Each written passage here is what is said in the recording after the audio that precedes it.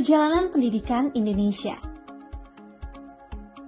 Menurut Muhammad Hatta, pendidikan adalah pangkal keberhasilan bangsa dan negara.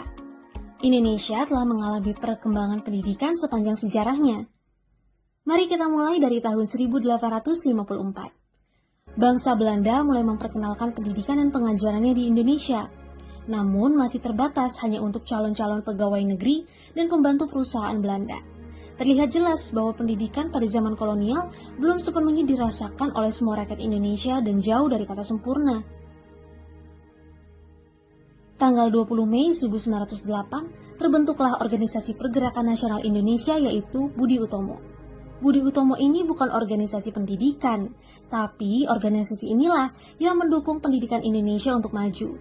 Jika kita merujuk pada tujuan Budi Utomo yang berusaha mempromosikan kesadaran nasionalisme, maka perubahan untuk mengintegralkan manusia Indonesia yang berbudaya dan kompeten dapat mulai terbentuk. Tahun 1912, nah di tahun ini lahirlah Sekolah Kartini. Sekolah Kartini menjadi salah satu langkah awal dalam memperjuangkan kesetaraan pendidikan antara laki-laki dan perempuan di Indonesia. Kemudian 3 Juli 1922 lahirlah Perguruan Taman Siswa yang didirikan oleh Bapak Ki Hajar Dewantara. Menurut buku Ki Hajar Dewantara Pendidik Bangsa yang Merakyat, ide pendirian Taman Siswa diperoleh ketika ia diasingkan di negeri Belanda. Ki Hajar Dewantara berprinsip bahwa anak harus tumbuh menurut kodrat dan dimerdekakan seluas-luasnya. Pendidikan yang berdasarkan paksaan dan hukuman bisa menyiksa jiwa anak. Maka dari itu, Ki Hajar Dewantara menerapkan sistem Among dalam pengajarannya.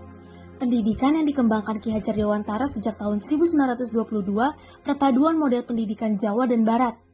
Ki Hajar Dewantara juga mengenalkan prinsip Ingarso Sungtulodo, Imadia Mangunkarso, dan Tutwuri Handayani yang sampai sekarang tetap menjadi pedoman pendidikan di Indonesia. Oke, sekarang kita beralih ke pendidikan pasca kemerdekaan. Pemerintah menetapkan pendidikan wajib untuk anak berusia 7-12 tahun. Indonesia mengembangkan sistem pendidikan formal seperti sekolah dasar atau SD, sekolah menengah pertama atau SMP, sekolah menengah atas atau SMA, dan pendidikan tinggi. Pemerintah sudah berusaha untuk meningkatkan aksesibilitas dan mutu pendidikan di semua tingkatan, ya walaupun sampai sekarang masih terus harus ditingkatkan.